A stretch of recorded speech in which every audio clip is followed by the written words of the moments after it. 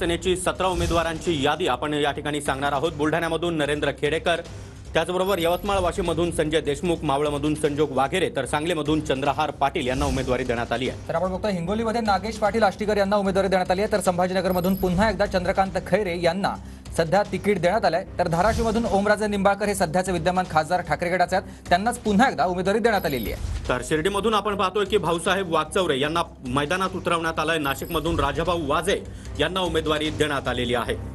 तर आपण बघतोय नाशिकमध्ये राजाभाऊ वाजे यांना उमेदवारी देण्यात आली। तर रायगडमधून पुन्हा एकदा अनंत गीते जे माजी याच इथले खासदार आहेत, रायगडचे होते आणि सध्या तिथे सुनील तटकरे खासदार आहेत, तिथे पुन्हा एकदा आता अनंत गीते यांना ठाकरे गटानं उमेदवारी दिलेली आहे। तर ठाकरे गटाची पहिली यादी जाहीर झालेली आहे। त्यामध्ये आपण पाहतोय की बुलढाण्यातून नरेंद्र खेडेकर यांना उमेदवारी देण्यात आली। तर यवतमाळ वाशीममधून संजय देशमुख यांना लोकसभेचं तिकीट आता देण्यात आलेलं आहे। तर सांगलीमधून चंद्रहार पाटील यांना लोकसभेच्या मैदानात उतरवण्यात आलंय। तर मावळमधून संजोग वाघेरे यांना लोकसभेचं तिकीट देण्यात आलेलं आहे। तर नाशिकमधून राजाभाऊ वाजे यांना लोकसभेची उमेदवारी देण्यात आली आहे।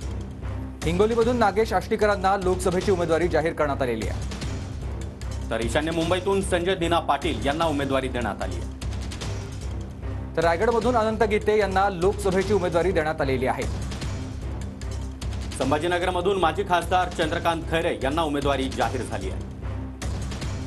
परभणीमधून संजय जाधव यांना लोकसभेची उमेदवारी देण्यात आलेली आहे। तर आताची महत्त्वाची बातमी आपण पाहतोय, ठाकरे गटाच्या लोकसभा उमेदवारांची पहिली यादी जाहीर करण्यात आलेली आहे। यामध्ये 17 उमेदवारांची घोषणा करण्यात आली आहे। काही खासदार हे आतापर्यंत विद्यमान खासदार आहेत, त्यांनाच उमेदवारी पुन्हा देण्यात आली। तर काही नवीन असे चेहरे आहेत ज्यांना लोकसभेमध्ये उमेदवारी ठाकरे गटानं दिलेली आहे, ज्याच्यामध्ये आपण बघतोय अमोल कीर्तिकर यांचं नाव आहे। तसंच इतर देखील काही नवीन चेहरे देण्यात आलेले आहेत। तर ईशान्य मुंबईतून संजय दिना पाटील यांना उमेदवारी देण्यात आलेली आहे। आताची महत्त्वाची बातमी, दक्षिण मुंबईतून पुन्हा एकदा अरविंद सावंत यांना ठाकरे गटानं मैदानात उतरवलंय। उत्तर पश्चिम मुंबईमधून अमोल कीर्तिकर यांना उमेदवारी देण्यात आलेली आहे। गजानन कीर्तिकरांचे चिरंजीव आहेत अमोल कीर्तिकर। तर ठाण्यामधून पुन्हा एकदा राजन विचारे यांना उमेदवारी जाहीर करण्यात आलेली आहे। तर नाशिकमधून आपण पाहतोय राजाभाऊ वाजे यांना ठाकरे गटानं उमेदवारी दिली आहे। रायगडमधून अनंत गीते यांना संधी देण्यात आलेली आहे। अनंत गीते हे माजी खासदार राहिलेले आहेत। तर रत्नागिरी सिंधुदुर्गातून पुन्हा एकदा विनायक राऊत यांना लोकसभेच्या मैदानात उतरवण्यात आलंय। परभणीमधून संजय जाधव यांना उमेदवारी दिलेली आपण बघतोय ठाकरे गटानं। तर हिंगोलीतून नागेश आष्टीकर यांना उमेदवारी जाहीर करण्यात आली आहे।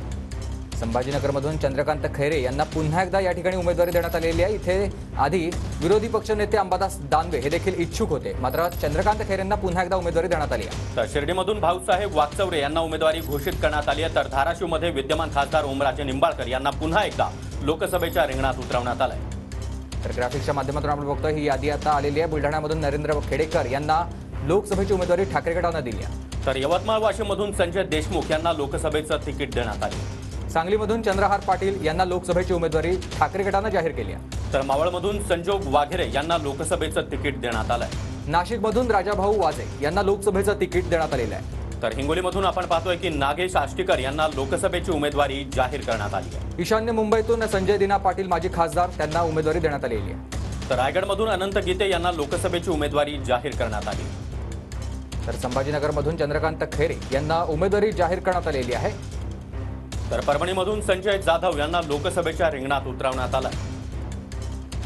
तर 17 उमेदवार जाहीर केलेले आहेत ठाकरे गटानं। लोकसभेच्या उमेदवारांची ही पहिली यादी ठाकरे गटाची जाहीर झालेली आहे। तर बुलढाण्यामधून नरेंद्र खेडेकर यांना पुन्हा एकदा नरेंद्र खेडेकर यांना लोकसभेच्या मैदानात उतरवण्यात आलंय।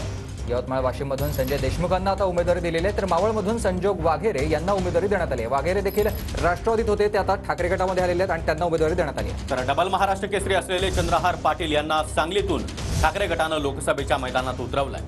संजय दिना पाटील हे देखील काँग्रेसमध्ये होते, ते देखील खासदार राहिलेले आहेत, ते ठाकरे गटात आले होते काही महिन्यांपूर्वीच आणि आता त्यांना देखील उमेदवारी ईशान्य मुंबईतून ठाकरे गटानं दिलेली आहे।